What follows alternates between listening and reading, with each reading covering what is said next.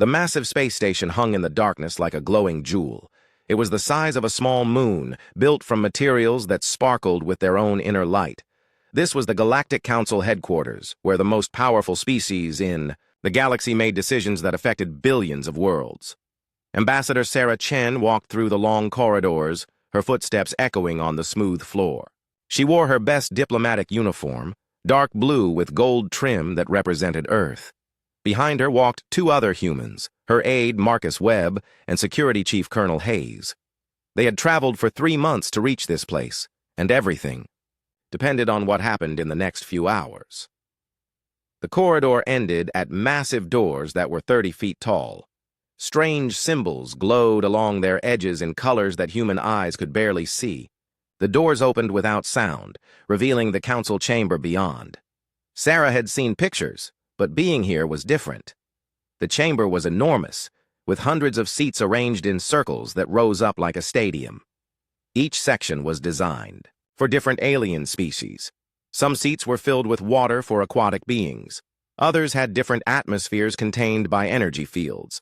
The lighting changed in different sections to match what each species needed. At the center of the chamber stood a single podium where speakers addressed the council. High above, floating in the air without any visible support, sat the 5 most powerful beings in the galaxy. These were the Council Lords, each representing one of the founding species. Sarah walked to the podium, feeling thousands of alien eyes, watching her. Some of the creatures in the seats were beautiful in ways that took her breath away. Others were so strange that her mind struggled to understand what she was seeing. But she kept her face calm and professional. The largest of the floating council lords spoke first. This was Chancellor Vextar of the Zephyrian Empire. He looked like a giant lizard that walked upright, covered in scales that shifted color from blue to green. His voice was deep and carried easily through the chamber without any visible speakers.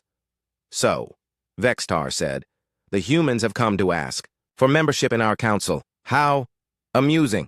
Laughter rippled through parts of the chamber. It was not kind laughter. Another council lord floated forward. This was Matriarch Silandra of the Crystalline Dominion. She looked like she was made entirely of living crystal, with light flowing through her transparent body. Her voice sounded like wind chimes in a gentle breeze. "We have reviewed your species' technological development," Silandra said. "It is quite primitive, even by the standards of species we have recently discovered." She waved one crystal hand, and a holographic display appeared above the chamber. It showed images of human spaceships, the generation ships that had carried colonists to nearby star systems, the military vessels that patrolled human space, and the civilian transports that moved between Earth's colonies. "Chemical rockets," said a third council lord with obvious disdain. This was High Admiral Corex of the Void Striders, who looked like a cross between a squid and a metal robot. "They still use chemical rockets for some of their vessels. How quaint." More laughter from the assembled aliens. "Their most advanced ships use basic fusion drives," Vextar continued. "The same technology we abandoned 5,000 years ago. And look at their weapons. Metal projectiles fired from crude cannons. They might as well be throwing rocks." The holographic display now showed human warships firing their main guns. The projectiles looked pathetic compared to the energy weapons Sarah could see mounted on alien vessels throughout the chamber. "Their largest warship," Silandra said, examining the display with apparent amusement, "is smaller than most of our civilian transports. The hull is made of refined metals and composite materials. No energy shielding, no dimensional armor, no quantum stabilizers. It would not survive even a minor skirmish with real military vessels." Sarah stepped forward. "Honored Council Lords, we understand that our technology may seem basic compared to yours, but we have other qualities that could benefit this alliance. Humans are adaptable, creative, and determined. We learn quickly and we don't give up easily." "Determination?" Vextar's laughter boomed through the chamber. "Child species always think their primitive stubbornness is somehow special. Do you know how many worlds we have conquered with our plasma cannons and fusion bombs? Your determination would last exactly as long as it takes our ships to reduce your cities to glowing craters. The crystalline fleets could shatter your entire world without losing a single vessel," Silandra added. Our gravitic weapons can crush matter at the molecular level. Our quantum torpedoes can phase through any armor you could possibly build. What could your species offer that we could not simply take? Sarah felt her jaw tighten, but she kept her voice level. We're not asking to be your equals immediately. We know we have much to learn. But every species in this council was once less advanced. You gave them chances to grow and prove themselves. Those species showed promise, said High Admiral Corex. They had technologies we could respect or resources we needed. What do humans have? A few colony worlds with basic agriculture, metals we can mine from asteroids. Your entire species, output for a year would barely supply one of our factory ships for a month. The fourth Council Lord spoke for the first time. General Thaxmore of the Iron Republics looked like an 8-foot-tall armored bear, with metal plates covering most of his body. His voice sounded like grinding gears. The human military forces are particularly inadequate, Thaxmore said. Their largest fleet has perhaps 50 vessels, none larger than our escort frigates. They have no experience fighting real wars against advanced species. Their soldiers use projectile weapons and chemical explosives. They would be slaughtered by any serious military force. Perhaps, said the Fifth Council Lord thoughtfully, but they did reach the stars on their own. That shows some potential. This was Elder Mindar, of the Ethereal Collective. She looked almost human, but her skin was pale blue and her eyes were solid silver. She was known to be the wisest of the Council Lords, but also the most mysterious. Potential. That will take centuries to develop, Vextar dismissed. We don't have time to nursemaid every primitive species that manages to build a rocket. The galaxy has real problems that require real solutions. Sarah took a deep breath. This was not going the way she had hoped, but she had been prepared for rejection. If you won't accept us as members, what do you propose? The Council Lords looked at each other, communicating through methods humans couldn't detect. Finally, Vextar spoke. We will grant your species protected status, he announced.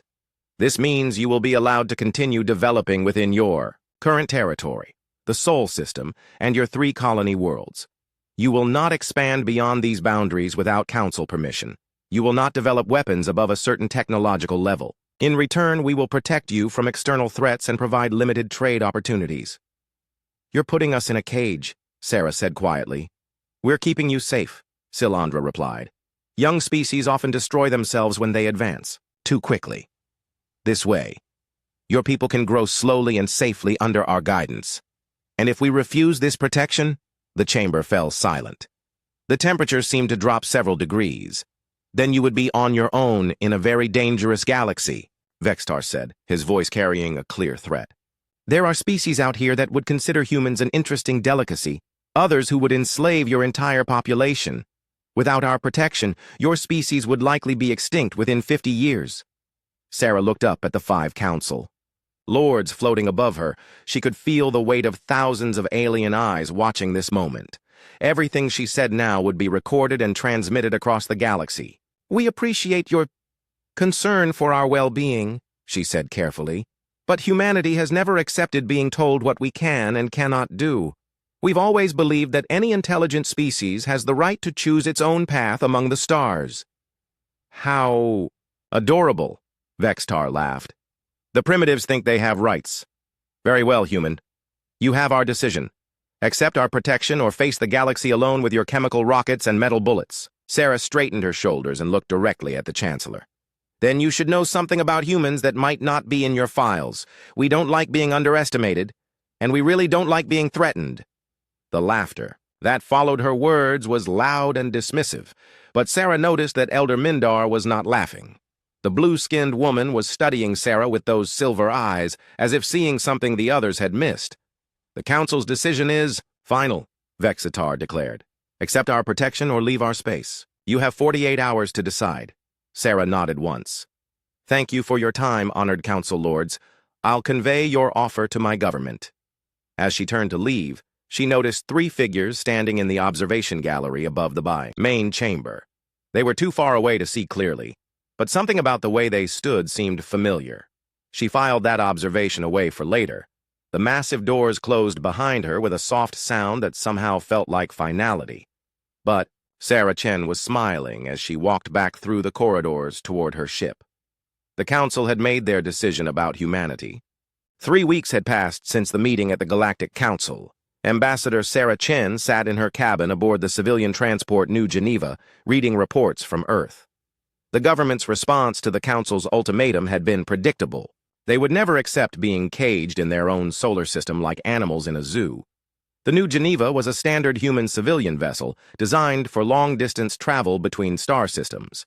It had comfortable living quarters, a small medical bay, and basic defensive systems. Nothing fancy, but it was reliable. Sarah's diplomatic team of 12 people had been living on the ship for almost 4 months now. Outside her window, she could see the 2 escort ships that accompanied them back to Earth.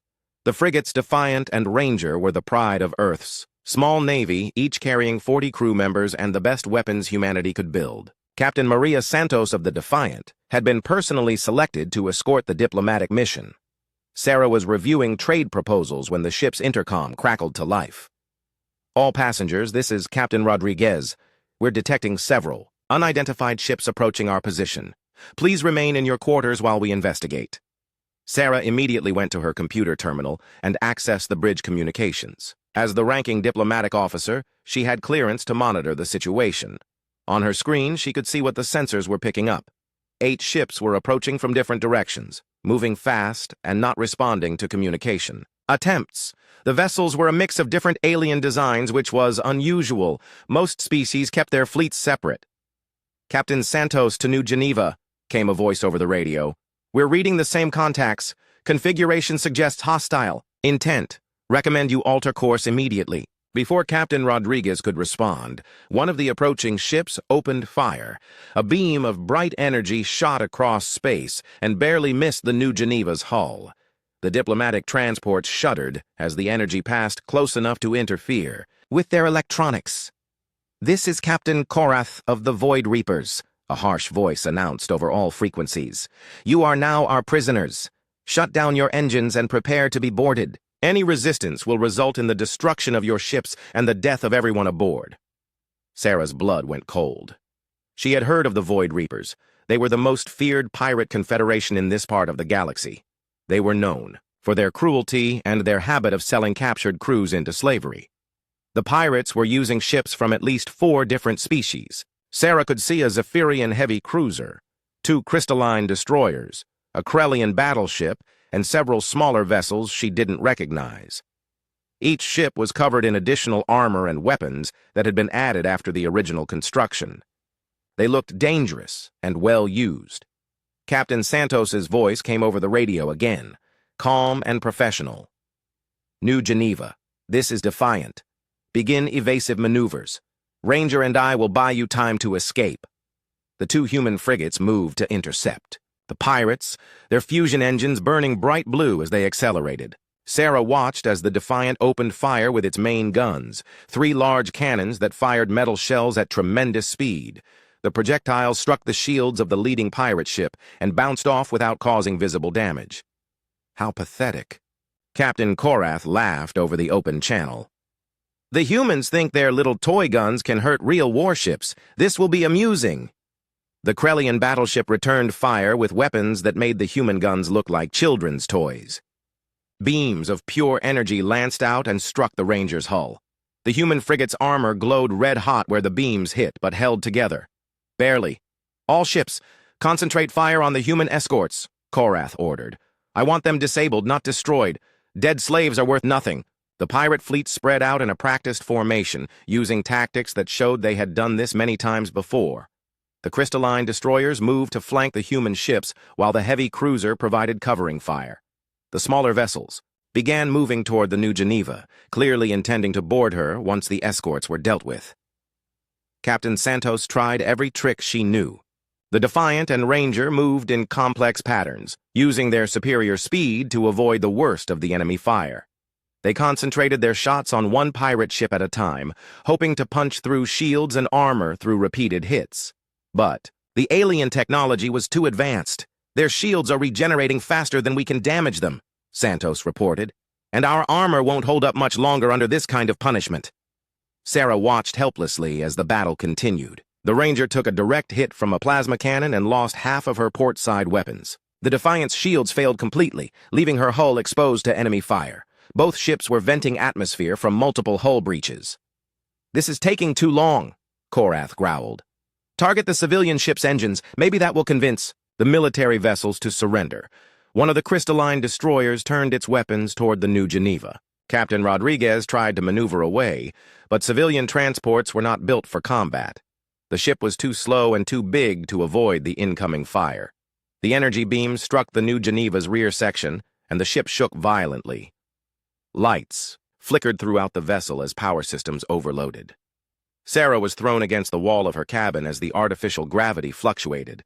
"Engine room reports critical damage," came the announcement over the intercom. "We've lost main propulsion.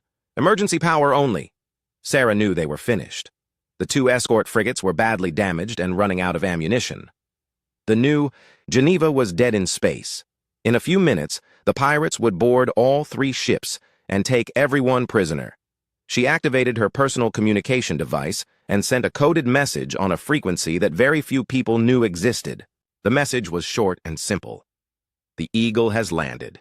To anyone monitoring communications, it would sound like meaningless words. But Sarah knew that somewhere in the darkness of space, someone was listening for exactly those words. Captain Korath's ship moved closer to the disabled New Geneva. "Surrender now, humans, and we might let some of you live. Continue fighting, and I will personally execute your diplomatic team on live broadcast for the entire galaxy to see." "Captain Santos to New Geneva," came the weak signal from the Defiant. "I'm sorry, Ambassador. We did our best." "I know you did," Sarah replied. "You fought with honor." Korath laughed again. "Honor? What a quaint human concept. Honor doesn't stop plasma cannons. Honor doesn't protect you from quantum disruptors. Your species is about to learn why the strong rule the galaxy and the weak serve." Several of the pirate ships extended docking tubes toward the human vessels. Boarding parties were already preparing to take control of the ships and capture the crews. Sarah could see armed figures moving around inside the transparent tubes, aliens carrying weapons that could cut through human body armor like paper. Humans made a mistake when you rejected the Galactic Council's protection." Korath continued his taunting. "Now you're alone in space with no one to help you. Your primitive technology can't save you. Your brave words can't protect you, and your determination will only make your suffering last longer." The first boarding tube made contact with the New Geneva's airlock. Sarah could hear the sound of cutting tools as the pirates began forcing their way through the sealed doors. Soon, they would be inside the ship, and everything would be over. But as she watched the tactical display showing the positions of all the ships, Sarah noticed something strange. There was a small distortion in space about 10,000 kilometers away from the battle. It was probably nothing, just interference from all the energy weapons being fired. But something about it caught her attention. The distortion was growing larger. "What is that?" one of the pirate captains asked over the radio. "Are you reading that anomaly?" "Probably just sensor echoes from our weapons fire," another pirate replied. "Concentrate on the boarding operations." But the distortion continued to grow.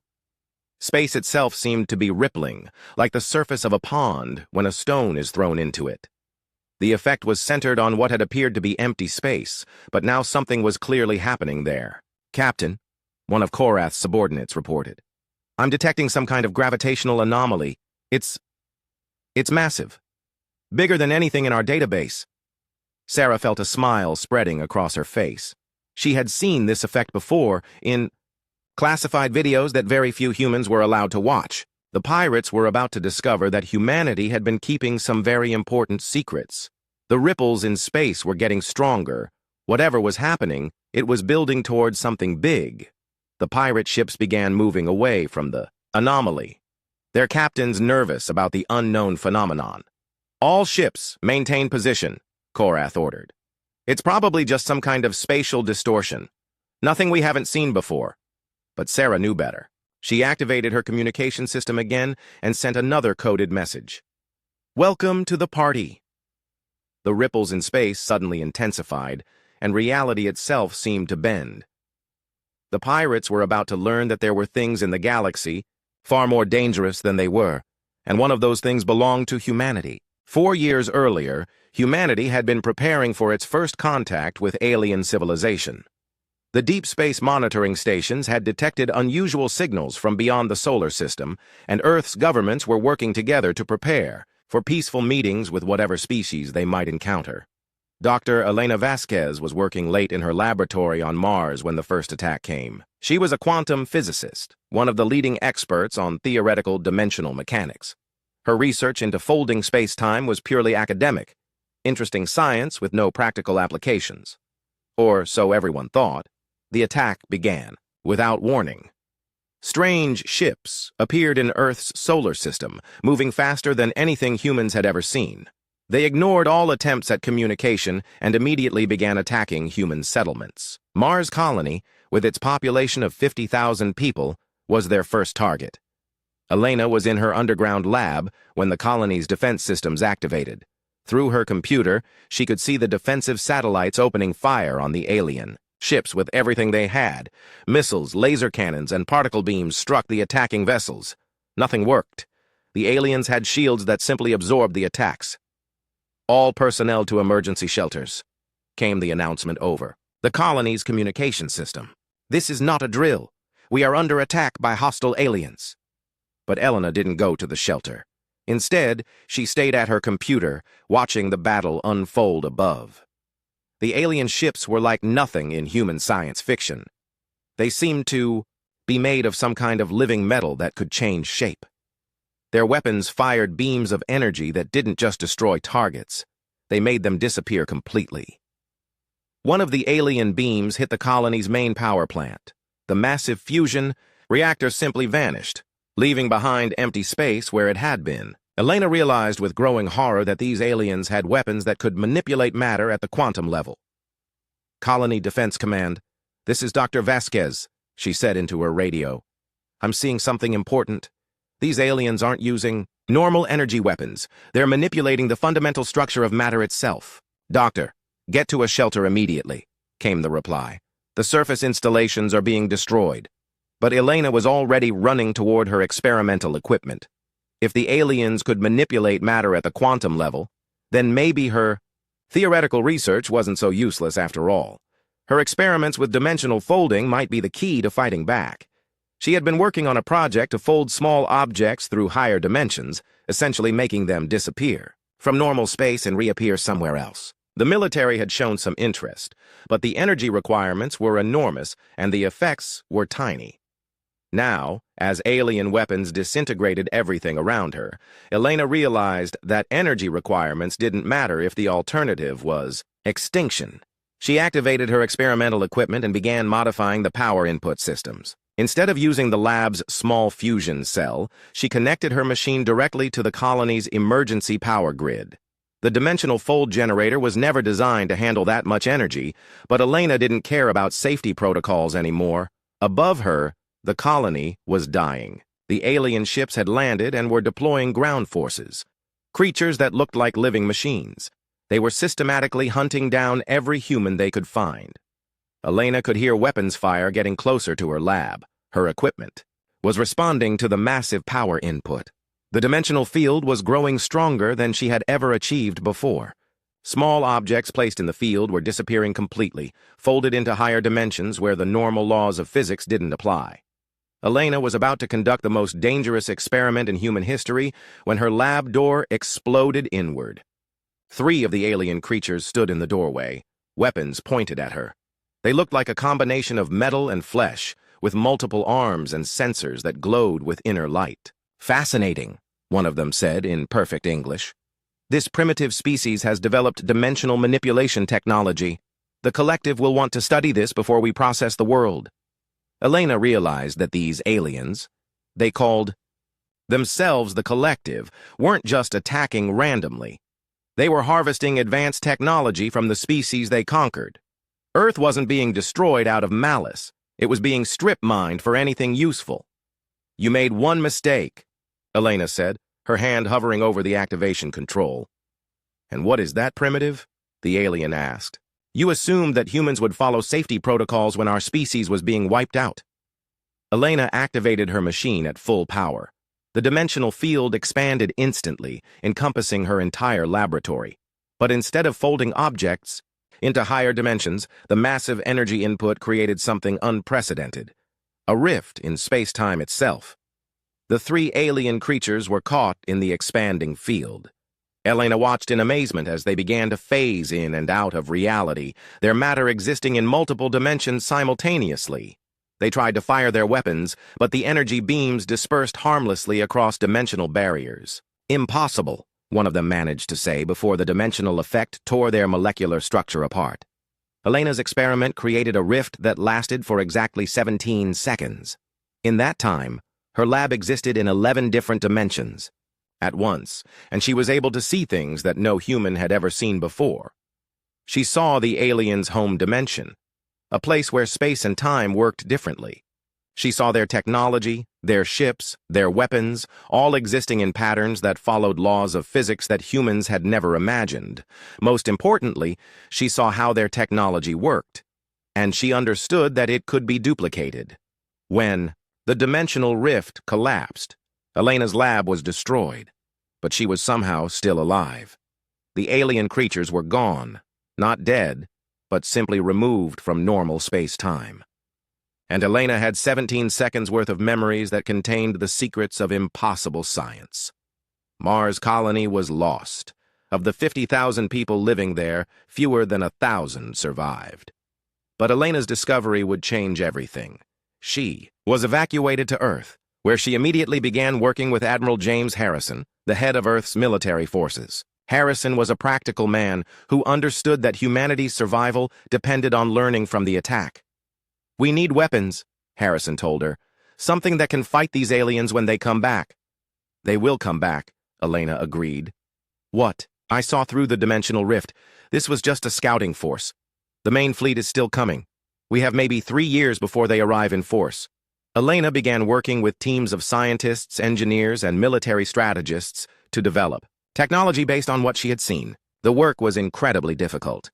Human science had to advance by centuries in just a few years, but the alternative was extinction. The breakthrough came 18 months after the Mars attack. Elena successfully created stable dimensional fields that could fold matter through higher space-time. This led to the development of dimensional armor, plating that existed in multiple dimensions at once, making it nearly impossible to damage with conventional weapons. Next came dimensional weapons. Projectiles that could phase through normal matter and only become solid when they reached their target. Then came dimensional sensors that could detect objects across multiple dimensional planes simultaneously. Admiral Harrison oversaw the construction of humanity's first truly advanced warship using this new technology. The project was so secret that it was built in a hidden shipyard beyond the orbit of Pluto, where no alien sensors could detect it. The ship was called the Nemesis, and it incorporated every breakthrough that human science had achieved. Its hull existed in 7 dimensions at once. Its weapons could strike targets through dimensional rifts. Its engines could fold space around the ship, allowing it to travel vast distances instantly. But the most important feature was its cloaking system. The Nemesis could fold itself completely out of normal space-time, becoming invisible to any sensors based on conventional physics. As far as the rest of the universe was concerned, the ship simply didn't exist. Admiral Harrison personally selected the crew for the Nemesis. Every person aboard was a volunteer who understood that they were humanity's secret weapon. They trained in complete isolation, preparing for the day when Earth's enemies would return. The ship's captain was Alexandra Cross, a former fighter pilot who had survived the Mars attack by sheer luck. She had been off-world when the aliens struck and had spent months hunting down the scattered survivor groups. Her call sign was Reaper, because of her talent for finding enemies who thought they were safely hidden. "Our mission is simple," Harrison told the crew during their final briefing. "The aliens will come back, and when they do, we'll be ready. But until that day, the Nemesis doesn't exist. As far as the galaxy knows, humanity is still a primitive species with chemical rockets and metal bullets." The plan was elegant in its simplicity. Humanity would appear weak and harmless while secretly developing the most advanced weapons in the galaxy. When the aliens returned for their harvest, they would find that their prey had become the hunter. But the alien invasion fleet took longer to arrive than expected. The ripples in space were becoming more intense. Captain Korath of the Void Reapers watched his sensor displays with growing unease as the gravitational distortion continued to expand. His bridge crew was reporting readings that made no sense. According to known physics, "Captain, the anomaly is affecting our navigation systems," his weapons officer reported. "Whatever that is, it's generating massive gravitational fields that shouldn't be possible from an empty region of space." Korath studied the readings on his command screen. He had been a pirate for over 20 years, raiding ships across dozens of star systems. He had seen strange phenomena before: pulsars, black holes, quantum storms. But this was different. The gravitational patterns were too regular, too controlled to be natural. "All boarding operations are suspended," he ordered. "Pull back to minimum safe distance until we understand what we're dealing with." The pirate ships began moving away from the growing distortion, but their weapons remained trained on the disabled human vessels. The two frigates, Defiant and Ranger, were badly damaged and posed no threat. The diplomatic transport New Geneva was dead in space, her engines destroyed. The humans weren't going anywhere. On the bridge of the New Geneva, Ambassador Sarah Chen watched the sensor readings with a calm smile. She had seen this phenomenon before, in classified recordings that very few people were allowed to view. The expanding gravitational fields, the ripples in space-time, the way reality seemed to bend, it all meant that help was arriving. Captain Rodriguez looked at the readings with confusion. "Ambassador, what is that thing? Our sensors are detecting mass equivalent to a small moon, but there's nothing visible out there." "There will be soon," Sarah replied quietly. The ripples suddenly intensified, and space itself began to fold. The effect was visible now, like looking at the universe through a funhouse mirror. Light bent in impossible directions. Stars in the background appeared to shift position. The fabric of reality was being manipulated by technology that the pirates couldn't comprehend. "All ships, maintain defensive positions," Korath ordered, though his voice had lost some of its confidence. "Ready all weapons. Whatever's coming out of that anomaly, we'll be prepared for it." The pirate fleet formed a battle line, their weapons charged and targeting systems locked onto the source of the distortion. They had enough firepower to destroy a small planet, and their weapons were based on technology from some of the most advanced species in the galaxy. Then the universe unfolded, and the Nemesis appeared. The ship materialized out of dimensional space like a ghost becoming solid. It was enormous, easily 3 times the size of the largest pirate vessel, but it moved with a grace that defied physics. The hull seemed to shift and change as it moved, existing in multiple dimensions simultaneously. The design was unlike anything the pirates had ever seen. Human ships were usually functional and simple, built for specific purposes with clean lines. But the Nemesis was something else entirely. Its hull flowed like liquid metal, covered in patterns that hurt to look at directly. Weapon ports opened and closed like breathing organisms. Energy played along its surface in colors that had no names. "By the void," whispered one of Korath's officers. "What is that thing?" The Nemesis came to a stop 10,000 kilometers from the battle site. It hung in space without any visible engines or propulsion systems, yet it maintained perfect position relative to the other ships. No energy readings, no heat signatures, no electromagnetic emissions. It was as if the ship existed outside the normal laws of physics. A communications signal reached the pirate fleet on a frequency that shouldn't have been able to penetrate their shields. The voice was calm, professional, and completely without fear.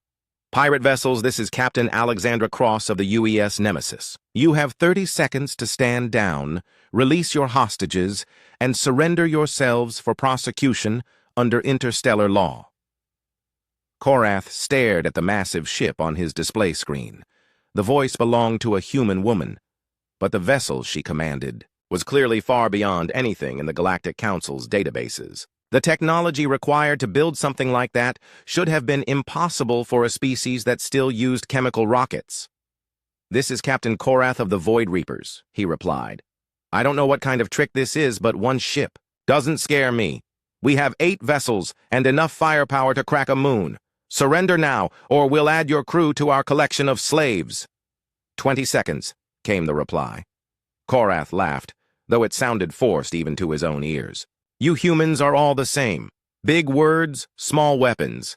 Let me show you what real firepower looks like." He opened fire with everything he had. His ship's main plasma cannons unleashed beams of superheated matter that could melt through battleship armor. Quantum disruptors fired bursts of energy that could tear apart molecular bonds. Gravitic crushers generated fields that could compress steel into neutronium. The other pirate ships joined the attack. 8 vessels firing their most powerful weapons at the lone human ship. Energy beams, particle streams, and exotic matter. Projectiles struck the Nemesis from multiple angles. The combined firepower was enough to destroy an entire fleet. The weapons struck the human ship and simply disappeared. There were no explosions, no energy shields lighting up under impact. No armor plating glowing red-hot from absorbed heat. The attacks just vanished as if they had never existed. The Nemesis hung in space, completely unaffected by the assault. "Impossible," Korath breathed. "Nothing can absorb that much firepower without taking damage." Captain Cross's voice came over the radio again, still calm and professional. "Your 30 seconds are up. Since you chose to open fire, we will now demonstrate why humanity earned its reputation the hard way." The Nemesis began to change. Weapon ports opened along its hull, not the simple gun barrels that human ships usually mounted, but complex geometric patterns that seemed to extend into dimensions that the pirates couldn't see. Energy began building around the ship, but it wasn't the familiar glow of plasma weapons or fusion reactors. This was something else entirely. "First demonstration," Captain Cross announced. "Defensive capabilities." The space around the damaged human ships began to shimmer. Barriers of pure energy formed around the Defiant, Ranger, and New Geneva. But these weren't ordinary shields. They were doing something impossible. The barriers were actually repairing the damaged vessels, restoring hull plating and atmosphere that had been lost in the battle. Korath watched in amazement as the human frigate Defiant's broken weapons systems rebuilt themselves. Twisted metal straightened. Severed power lines reconnected. Hull breaches sealed as if time was running backward. "How is that possible?"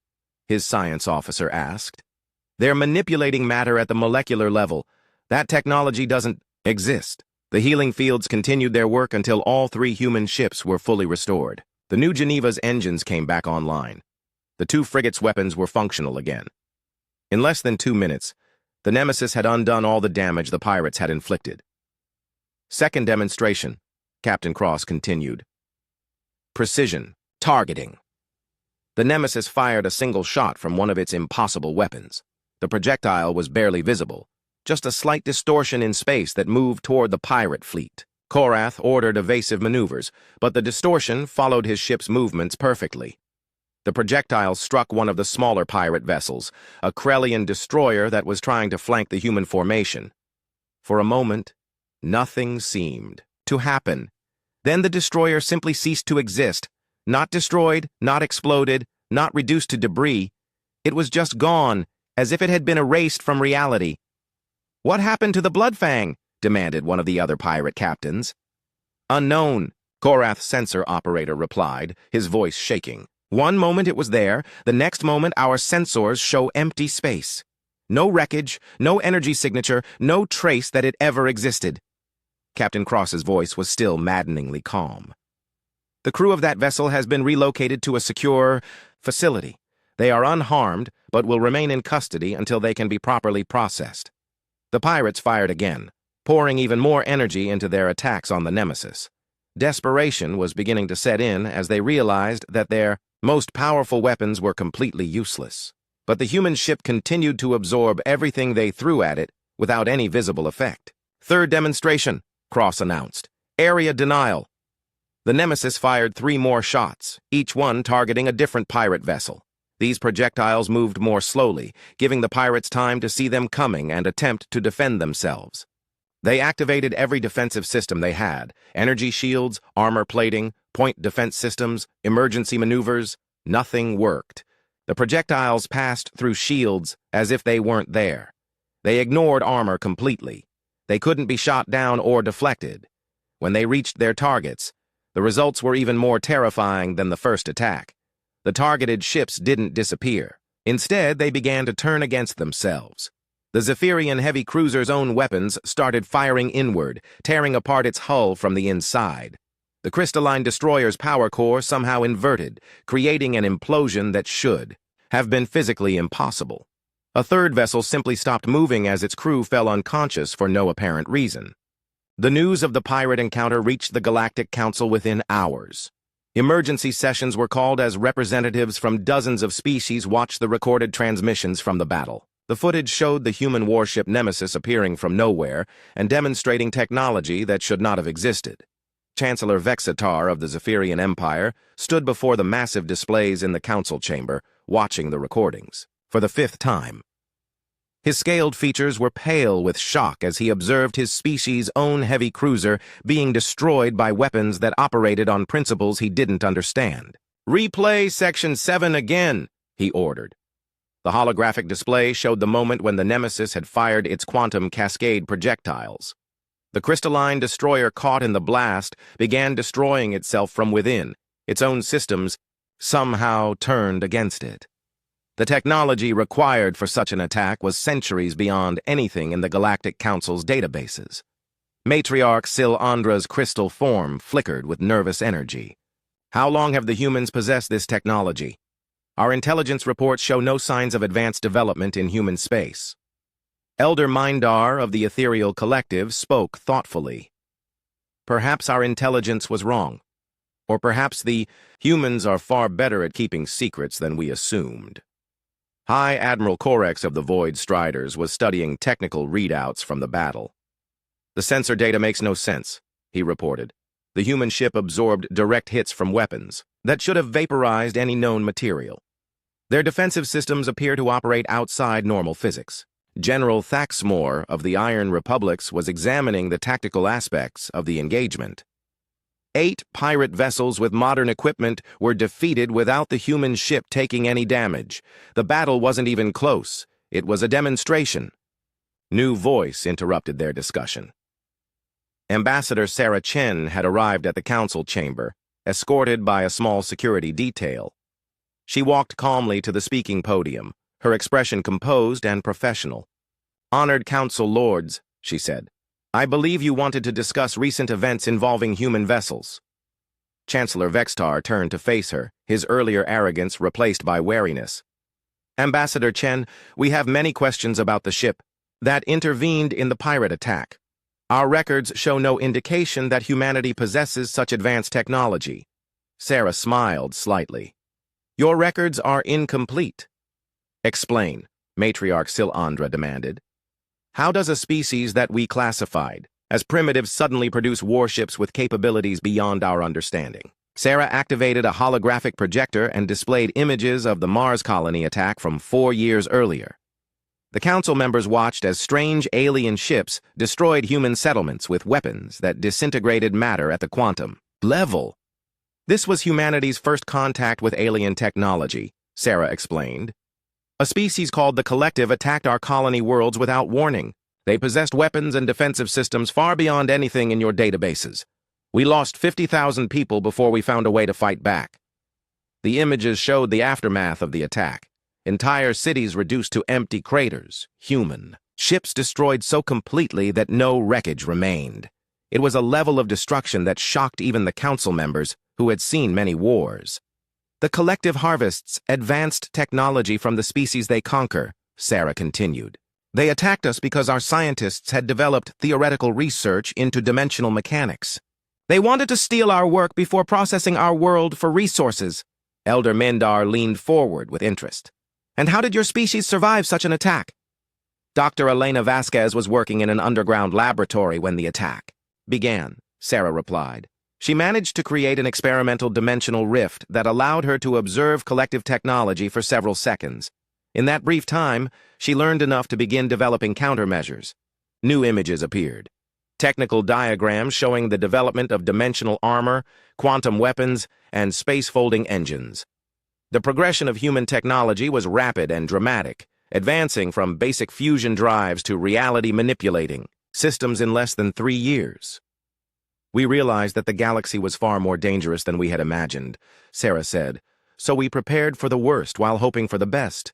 When we made contact with your civilizations, we chose to appear primitive and harmless while secretly developing the means to defend ourselves. Chancellor Vextar found his voice. You deceived us. You made us believe you were a weak species in need of protection. We offered genuine friendship and cooperation, Sarah replied firmly. But when you responded with threats and ultimatums, we prepared for the possibility that peaceful coexistence might not be possible. She activated another display showing the construction of the Nemesis in its hidden shipyard. Council members watched as human engineers assembled technology that combined captured alien science with breakthrough human innovations. The Nemesis was built to defend humanity against threats like the Collective, Sarah explained. But its capabilities proved useful against common pirates as well. High Admiral Korek studied the technical specifications with growing amazement. The power requirements for these systems should be impossible to generate. How do you provide energy for dimensional manipulation on this scale? We learned from the Collective that matter and energy are just different states of the same fundamental force, Sarah replied. Once you understand how to manipulate that force directly, traditional power generation becomes obsolete. General Thaxmore raised a tactical question. How many ships like the Nemesis do you possess? Sarah's smile became enigmatic. Enough. The council chamber fell silent as the implications sank in. Humanity had not only developed technology beyond galactic standards, but they had done so while maintaining perfect operational security. No alien intelligence service had detected the advanced human fleet. Matriarch Silandra spoke carefully. What are humanity's intentions now that your capabilities have been revealed? The same as they always were, Sarah replied. We want to be productive members of the galactic community. We want to trade, share knowledge, and work together on common problems. But we will not accept being treated as primitives or prisoners. She gestured to the recordings of the pirate battle. The Void Reapers attacked us because they believed the Council's assessment that humanity was weak and defenseless. They thought we would be easy prey. Other hostile species may make the same mistake. Chancellor Vextar was beginning to understand the larger implications. You're saying that our dismissal of humanity actually made the galaxy more dangerous. Hostile species now believe that humans are helpless, Sarah confirmed. They may attack human ships or colonies, expecting easy victories. When they discover the truth, the conflicts will be far more destructive than necessary. Elder Mindar asked the question that was on everyone's mind. What do you propose? Sarah's expression became serious. Immediate full membership in the Galactic Council, with all rights and responsibilities that entails. Recognition of humanity's territorial claims and expansion rights, and formal acknowledgement that human space is under our protection. And if we refuse? Vextar asked. Then humanity will withdraw from galactic politics and handle our own affairs, Sarah replied calmly. But that would be unfortunate, because there are larger threats coming that will require all of our cooperation. She activated a final display showing deep space sensor readings from beyond the galaxy's edge. Strange signals were approaching. From intergalactic space, signatures that match the technology of the Collective. The attack on Mars was just a scouting mission, Sarah explained. The main Collective fleet has been traveling toward our galaxy for the past 4 years. They're coming to harvest every advanced species they can find, starting with the most technologically developed worlds. The council members stared at the sensor data with growing horror. The approaching fleet was enormous. Thousands of ships, using technology that had already proven capable of destroying entire star systems. How long before they arrive? General Thaxmore asked. 6 months, Sarah replied. Maybe less. Matriarch Silandra's crystal form flickered rapidly with agitation. Our combined fleets cannot stand against technology of that level. The Collective destroyed human settlements with ease, and your species had no advanced defenses at the time. That's correct, Sarah agreed. But humanity has spent 4 years preparing for their return. We've built weapons specifically designed to fight the Collective's technology. We've developed strategies and tactics based on what we learned from the first attack. She looked up at the 5 council lords floating above the chamber. The question is whether you want humanity to face this threat alone, or whether the galactic community will stand together against extinction. Chancellor Vextar exchanged glances with the other council lords. They were communicating through methods humans couldn't detect, but their conclusion was obvious. The Council votes unanimously to grant humanity immediate full membership, Vextar announced. All previous restrictions are lifted. Human territorial claims are recognized, and we formally request a defensive alliance between humanity and the Council species.